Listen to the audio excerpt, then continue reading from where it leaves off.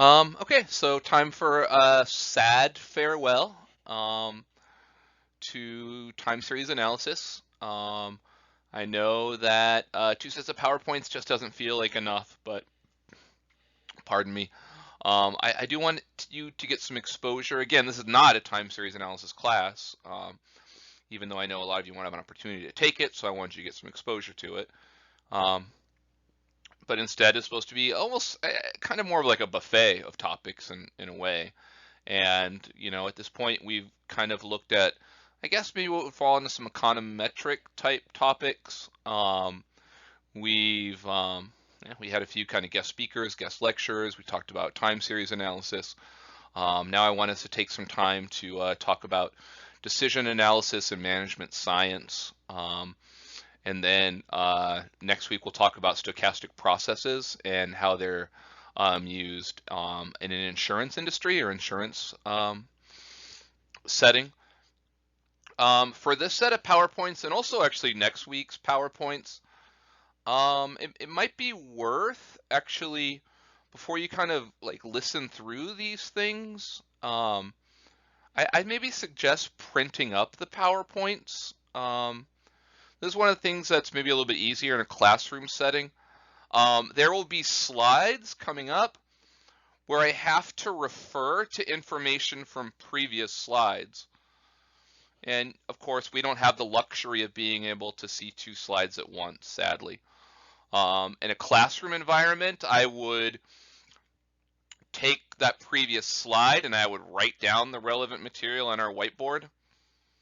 And then when I move to the slide that uses that material, I can kind of point to the whiteboard and show where it's coming from.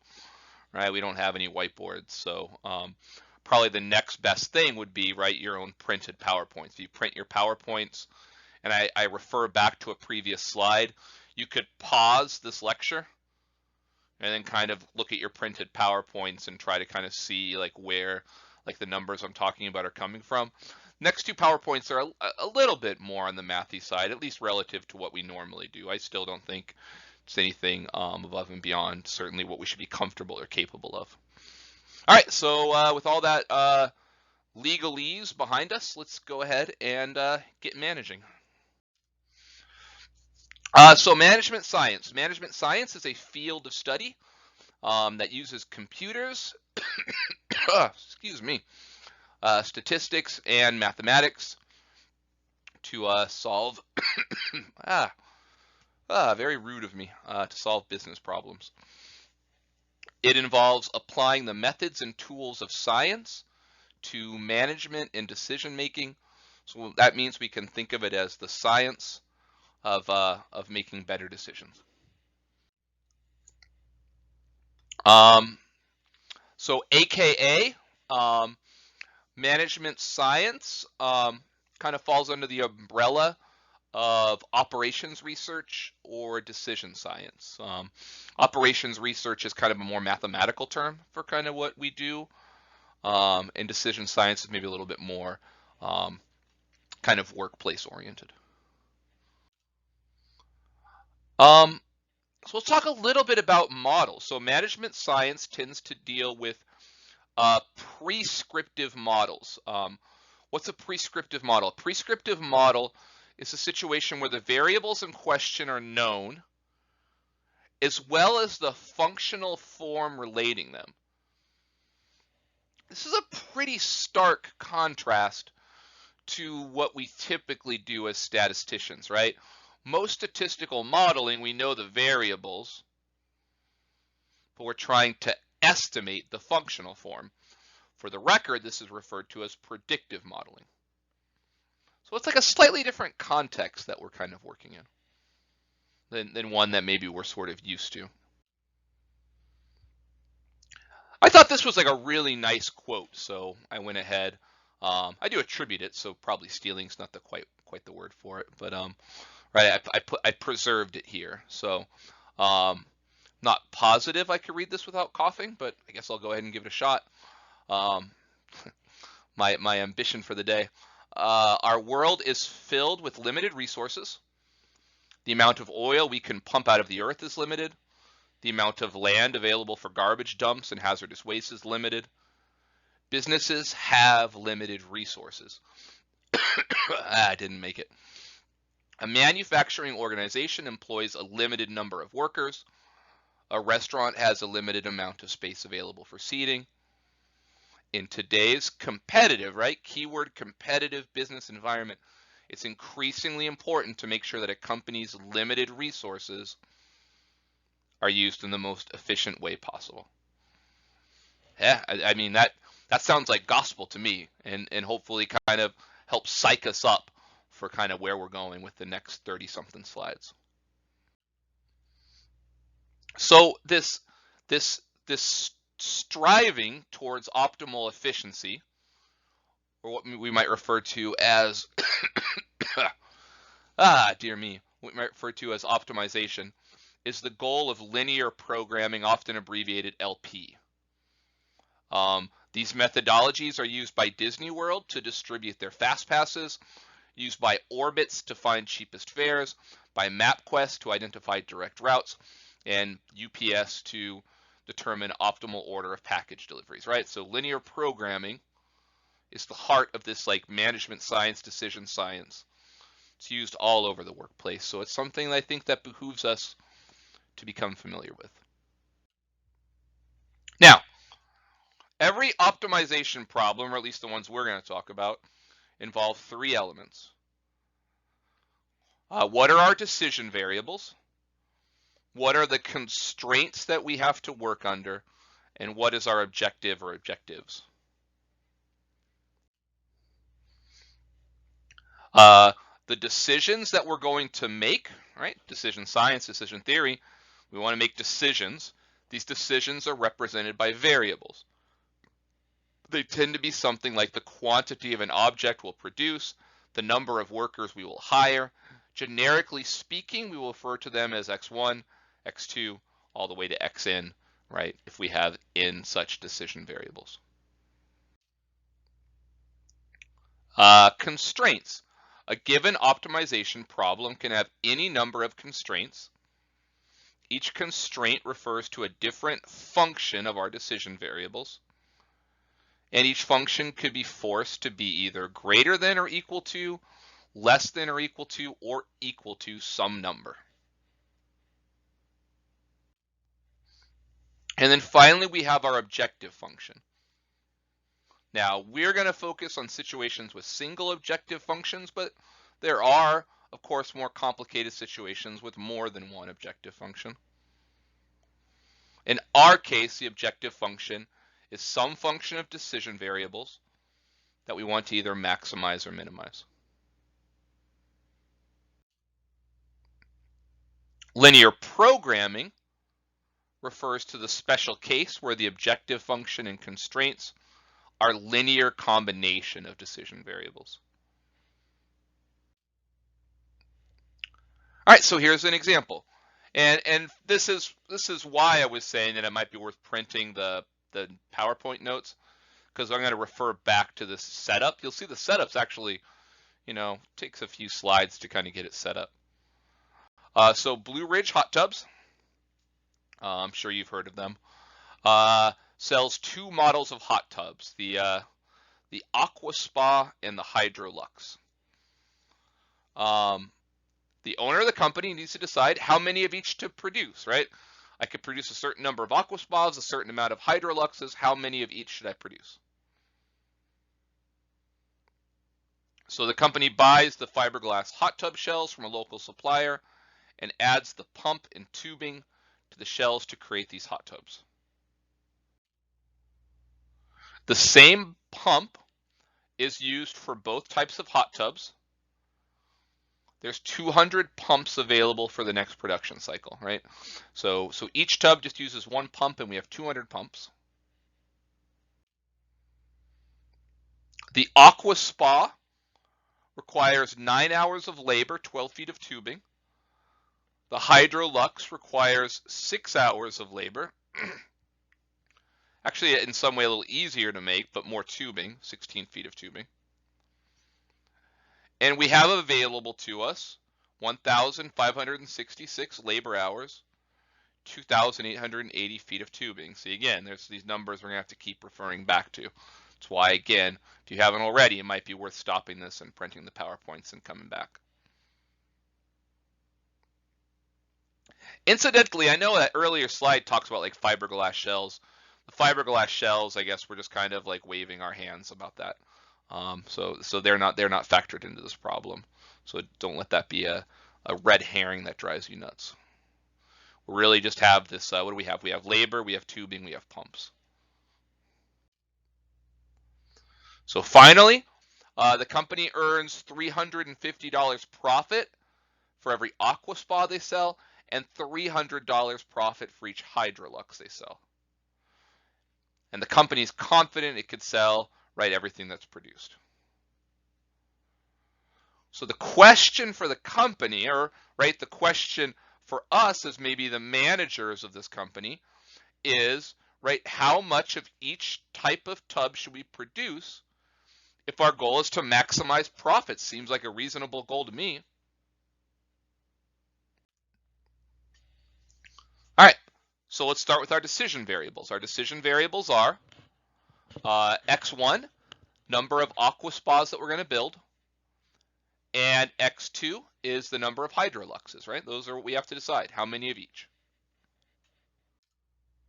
Our objective function is, right, we get $350 for an aqua spa, $300 for a Hydrolux, and that's our profit, and we want to maximize that. And these are our constraints, right, that we may or may not need to refer back to. That first constraint is the pump constraint. Either hot tub takes a pump, and we only have 200 pumps. The second constraint, I believe, is the labor constraint, right? So an aqua spa has 9 hours of labor, a Hydrolux has 6 hours of labor. We only have 1,566 hours of labor available. The third constraint is our tubing constraint, right? And then it's easy to forget that fourth and fifth, but right, the number of hot tubs for both types that we build has to be non-negative. Sometimes you forget it and you solve your problem and you get an answer. Like the optimal solution is to like build -500 of one hot tub, and that allows you to build like 5,000 of the other hot tub, right? Something crazy like that. And then you say, whoops, I should have put the non-negativity constraints in, which are common for most problems. That is, most resources, right, cannot be negative. So let's actually start. Let's start with this, right? So, I mean, this would actually be a reasonable approach. We'll see it turns out to be naive because it's actually not the optimal approach. But it might make sense, and certainly I could see us or someone maybe being tricked into thinking that this is the optimal, to say, hey, well, if the aqua spa makes us the most profit, let's just make as many aqua spas as we can and not even worry about making Hydroluxes. I mean, there is like a certain intuition to that, isn't there? So now our constraints look like this, right? So now we're just worried about X1, right? We're just going to build aqua spas. They make us the most money, so let's just do that. So that X1 is still our pump constraint. The second constraint is our labor constraint. The third constraint is the feet of tubing, and then the non-negativity constraint. Okay? So actually, if you kind of look at these constraints, so that first one's basically saying we can't build more than 200. Is anything less than that? If I look at that third bullet point, 12 times 200 would just be 2,400. So that's already covered. What about that second one? If I take 1566 and I divide it by 9, I actually get 174. So that ends up being the most that we can build. We actually, in this case, end up being limited by the amount of labor we have.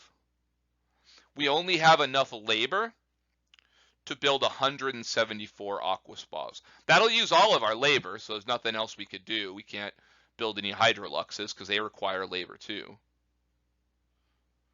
We will have some leftover pumps and some leftover tubing. I actually think I maybe summarize this in the next slide. Let's take a look. Yeah, so, right, our optimal solution is to build as many aqua spas as possible. Every aqua spa we build is $350 in our pocket. So we said it's that second constraint. We only have enough for 174. We only have enough labor to build 174 aqua spas. That gives us 26 leftover pumps, and that's pretty straightforward to see. I guess you could double check my math. I did it in my head, so it may or may not be right. I believe 792 feet of tubing we have left over. So if we make $350 for every aqua spa, we make 174 aqua spas.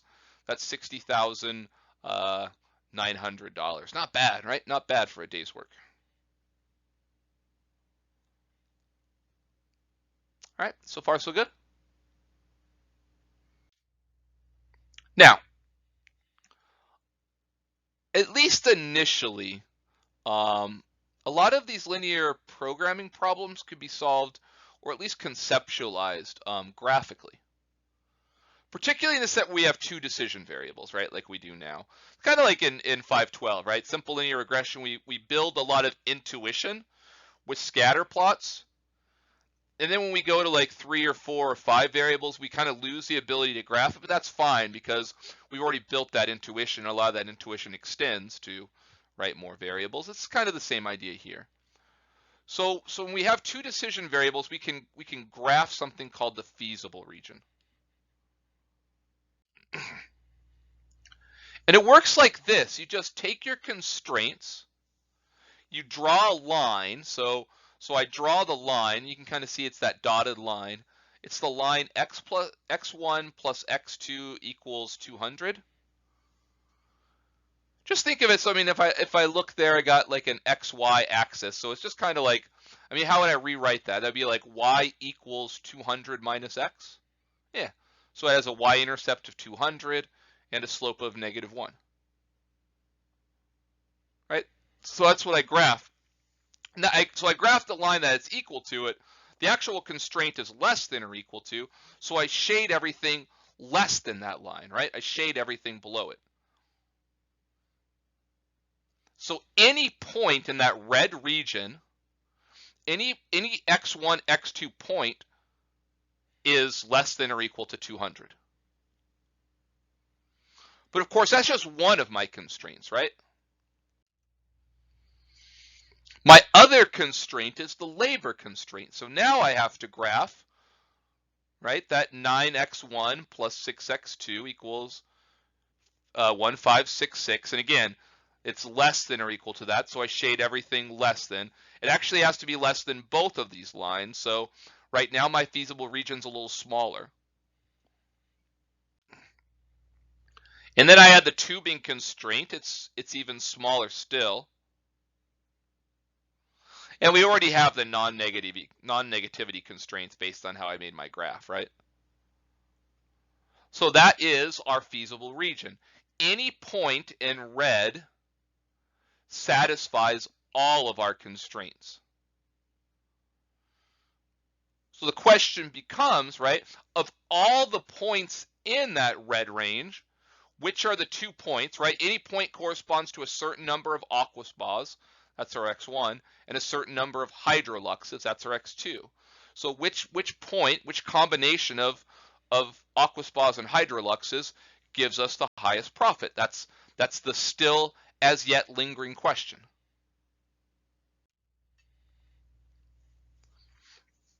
Well, let me start with this. Is it possible to make $35,000 in profit? Well, how do I check that? Well, I just set our objective function equal to 3,500 and check. So remember our objective function was what? Our objective function was, right, 350 times x1 plus 300 times x2. So I take that equation and I set that equal to 3,500, right? What values of x1 and x2 will give me 3,500? And you'll see that blue line there that's kind of embedded in our red region. It looks like there's a lot of combinations that will give us 35,000. Any point on that blue line that's also in the red region will give us $35,000 in profit. What about 52,500? Well, same idea. I plot the line.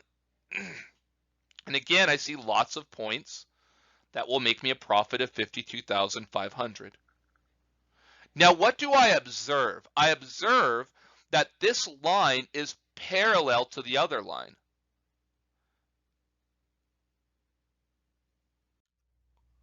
What about 60,900? Now, same idea. I plot a blue line and I look where it intersects in the red region, and any place that intersects in the red region, well, that's a feasible combination of x1 and x2 that will provide me $60,900 in profit. Notice it intersects right in that corner, right, of x1 equaling 174, x2 equaling 0, right? We already knew that that was one possible solution to make 60,900. We actually see that there's a bunch of other solutions. Notice this line's parallel to all the others, right?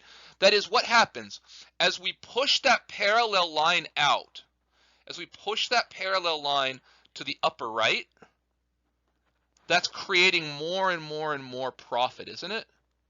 So I summarize this on a future slide, but hopefully what we're seeing intuitively is that if we want the optimal solution, we just figure out this parallel line. This parallel line is based on our objective function, and we push that line out as far as we can and still be within that red region. Now what's going to happen is it's going to intersect that red region at some little corner. That is, in most situations, it intersects the red region at just one point. That one point is the intersection of two constraints. And that will end up being the unique point that gives us our maximum profit. Right? And so there's the optimal line, and you got to squint, but it does hit it at just one point.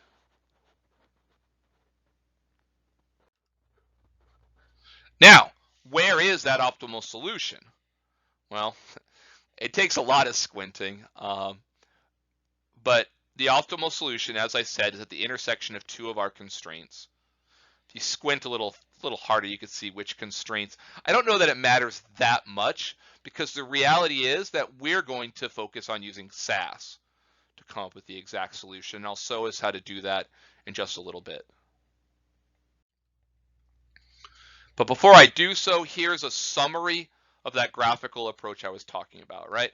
Plot the line of each constraint in the model, shade our feasible region, plot the objective function, and keep shifting it in the optimal direction until it intersects the feasible region at just one point, or until you can't shift it anymore without being outside of the feasible region.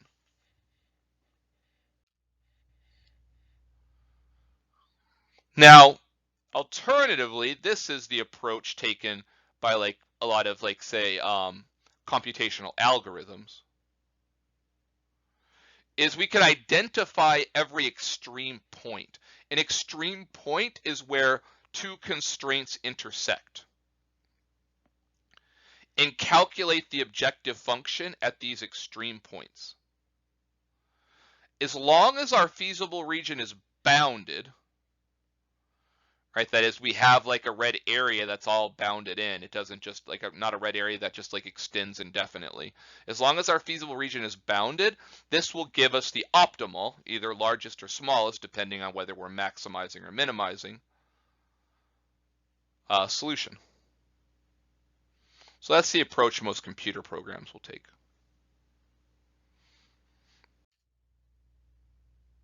Now, we're not going to get too into it. This is, again, intended as an overview of decision science. There are special situations. One is you can have more than one optimal solution. Two, you can have redundant constraints. Three, you could have unbounded solutions. And four, you could have infeasible constraints/solutions. So alternate optimal solutions occurs when the optimizing equation is parallel to one of the constraints. So you might imagine a situation like that where you keep pushing that optimal line up, and at some point it kind of overlaps one of the constraints. And so that means anything along that constraint line is going to be an optimal solution. In theory, a line has an infinite number of solutions, but we do kind of have this kind of extra hidden constraint, don't we? That that x1 and x2 need to be whole numbers. It doesn't make sense to manufacture 130.7 aquaspas. So even when we take a line that technically has an infinite number of solutions, the number of solutions that are whole numbers will be finite. I guess in most cases. Sometimes we have redundant constraints. So if we had 225 pumps instead of 200, right? This is our new pump constraint. And then our graph is kind of, you could see that newly shaded line, and it has to be lower than that line, but it also has to be lower than all the other lines. And so we could see in this case, like being lower than all the other lines forces it to be lower than the new line, the pump line. And so the pump line is actually a redundant constraint. It's not actually adding anything. It's not changing the feasible region. So, I mean, this part's pretty straightforward. I think the unbounded solution occurs when a shaded region is unbounded. Right? Ours was bounded, but you can imagine a situation where I'm just shading to infinity.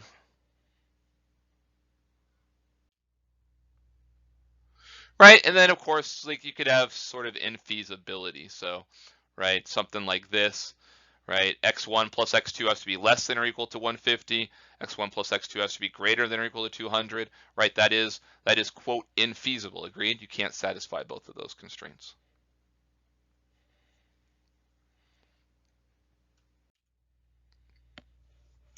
So what are the implications? The first two situations don't change our ability to solve the problems.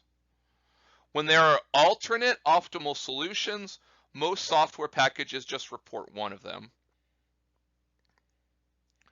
Redundant constraints may unnecessarily tax your computational resources, right? SAS still kind of grinds it all out, even though it's not doing anything.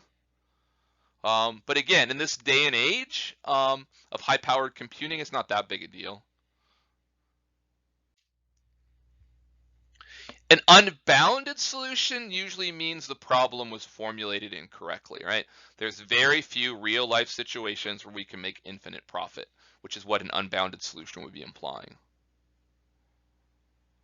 An infeasibility often indicates an improperly formulated problem, but it can also indicate that it's just practically impossible to satisfy all your constraints, right? And that the solution is to loosen constraints, right? That maybe to kind of make things work, you have to hire more workers, for example. So that's also a possible implication of infeasibility.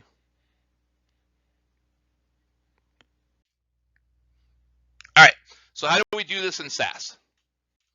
So look at that. There's a cool proc in SAS called proc opt model, which can solve these types of problems for us. Pretty neat, right? So we got to specify our decision variables. We do that with the var statement. We have to do our objective function, which we're either maximizing or minimizing. In our example, we want to maximize, right? So we use that max function. And then we use the CON for a constraint. The C1, C2, those are just like labels that we're giving it. And then, right, those are all the different constraints. Then we do a solve statement and a print statement. And so there's our code. I don't know if there's a lot going on in this output, but if I scroll further down. So here, right, when we scroll down, we have considerably more information, and I guess sort of two key pieces of information. So x1 and x2 is our optimal solution. So, right, what that's telling us is the optimal solution, what will maximize our profit, is building 122 aquaspas and 78 hydroluxes. If we look up to where it says objective value, that is what the value is when optimized. So in our case, we're maximizing profit. So when we manufacture 122 aquaspas and 78 hydroluxes, we'll make $66,000 in profit, right?